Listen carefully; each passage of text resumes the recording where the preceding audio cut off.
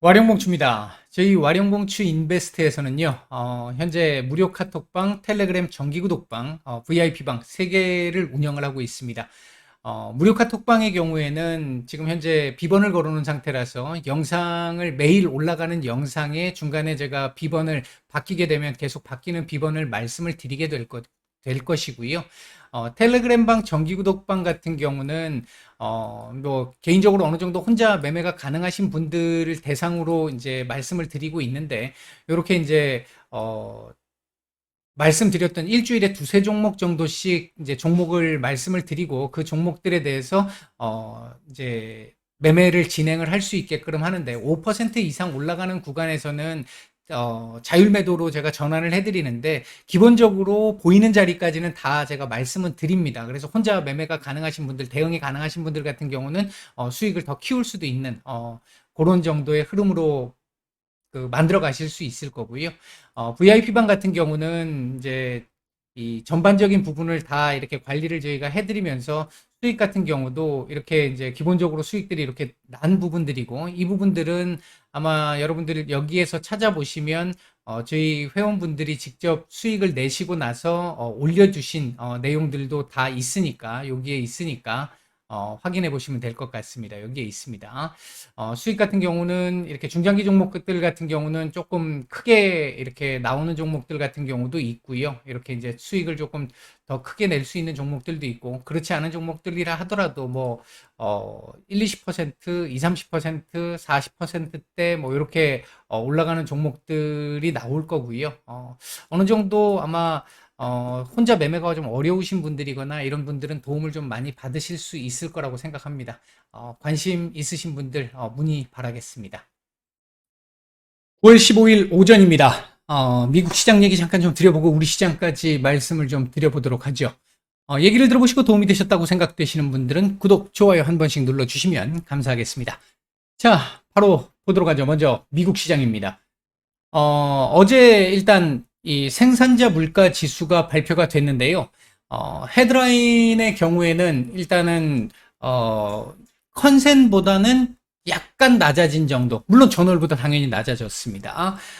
그리고 근원 같은 경우, 코어 같은 경우는 컨센보다 살짝 높아진, 전월보다는 약간 낮아지긴 했습니다만 컨센을 조금 상회하는 모습이 나오면서 아직까지 물가 상승이, 인플레이션이 확실하게 잡힌다라고 하는 부분을 좀 애매하게 만드는, 이 지표 발표 이후에 시장이 한 차례 살짝 선물 시장에서, 미국 선물 시장에서 살짝 눌림이 또 추가적으로 조금 나왔었잖아요.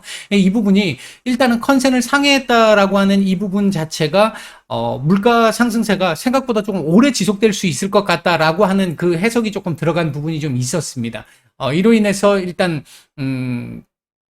조금 PPI 수치는 좀 애매하게 나온 상황이다. 어중간하게 나온 상황이다. 이렇게 볼 수 있겠고요. 특히 이제 부동산 임대료라든지 창고 쪽의 가격이 조금 올라간 부분들, 이 부분들은 요번 이 PPI에서 조금, CPI도 마찬가지입니다만 부담을 좀 주는 부분이 있기는 했습니다만, 현재 하반기 들어오기 시작하면서부터 시작해서 주택 가격을 비롯해서 임대료들 다 지금 조금씩 내려오고 있죠. 내려오고 있는 상태이기 때문에 이게 이제 후행적으로 반영되는 성향이 있다 보니까 그 부분들을 생각을 해본다면 연말로 갈수록 좀 부담은 확실히 좀 덜해질 가능성이 있다. 이쪽 부분은 그렇게 볼 수 있을 것 같습니다. 어제 일단 뭐 미국 시장 같은 경우에는 이 전일 과도한 하락에 대한 어떤 기술적 반등 정도, 어제 뭐 요 가능성도 말씀은 드렸잖아요. 기술적 반등 가능성도 있다 말씀을 드렸는데, 상승폭이, 반등폭이 조금 제한될 수밖에 없었던 이유 중에 하나가 캘리포니아 정부 쪽에서 이 SNS 기업들을 대상으로, 대기업들을 대상으로 해서 투명성과 책임감을 조금 더 요구하는 법안을 일단 법안에 서명을 한 상황이 나오면서 빅테크들에 대한 어떤 견제, 이런 부분들이 조금 생겼고요.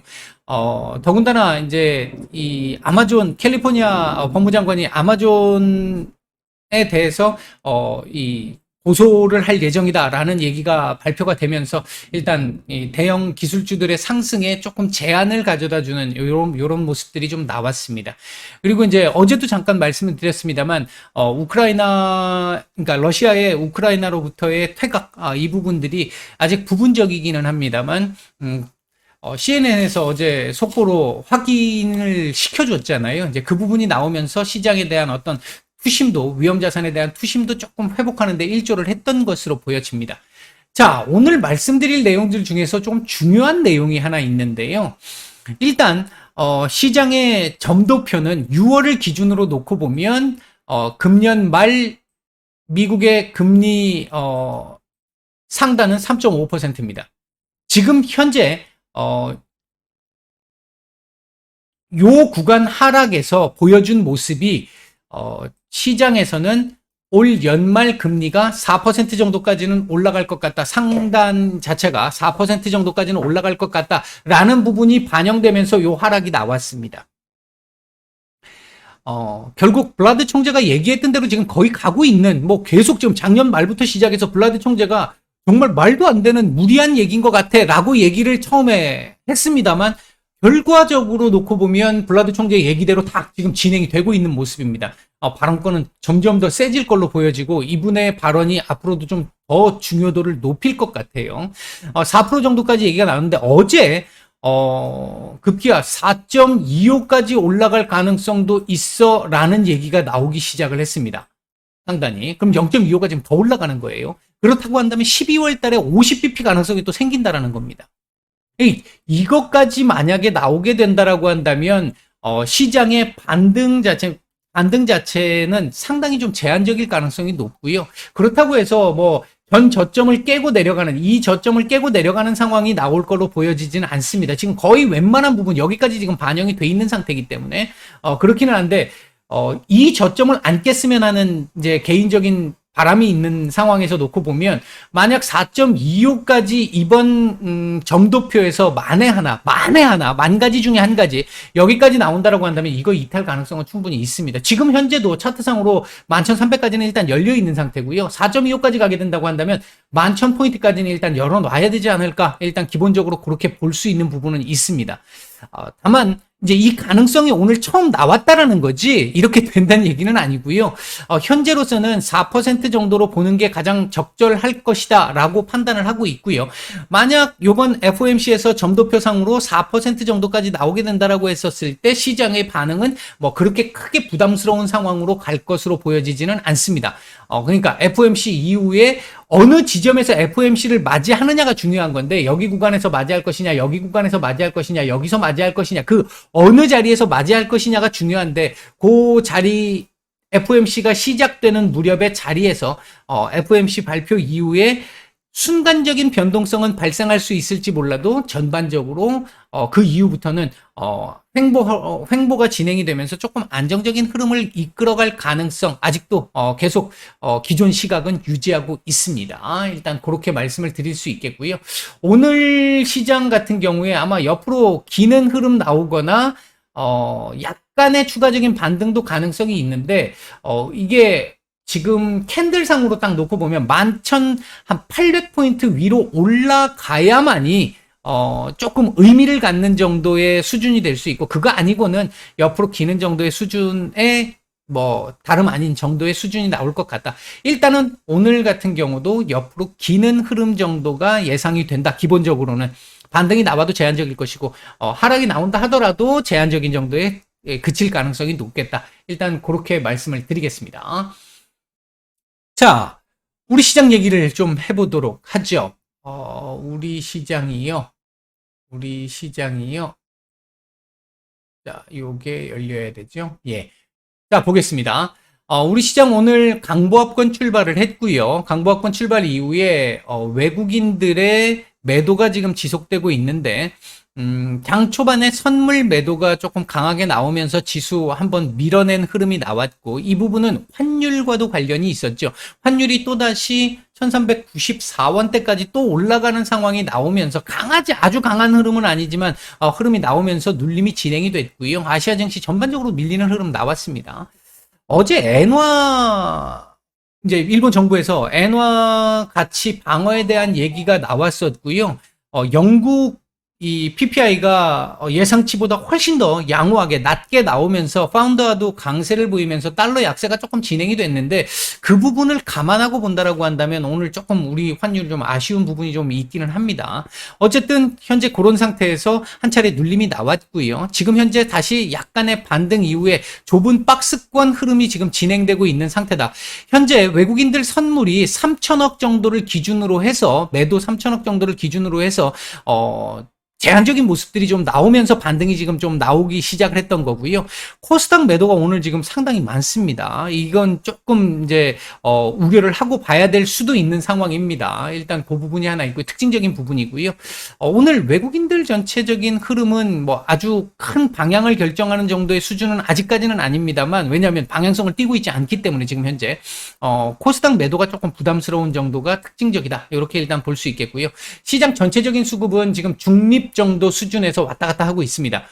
방향성 없다는 얘기죠. 그러니까 눈치 보기 지금 진행되고 있다. 이렇게 보시면 될 것 같습니다.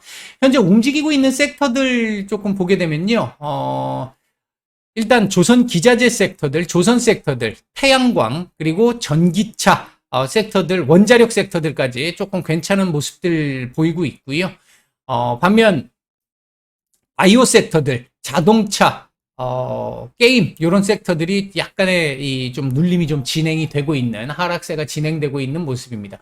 현재 외국인들 매수 중인 종목들을 좀 보게 되면요. 삼성 SDI 하나 솔루션 정도 거래소에서는 좀, 의미가 있는 매수가 좀 들어오고 있고요.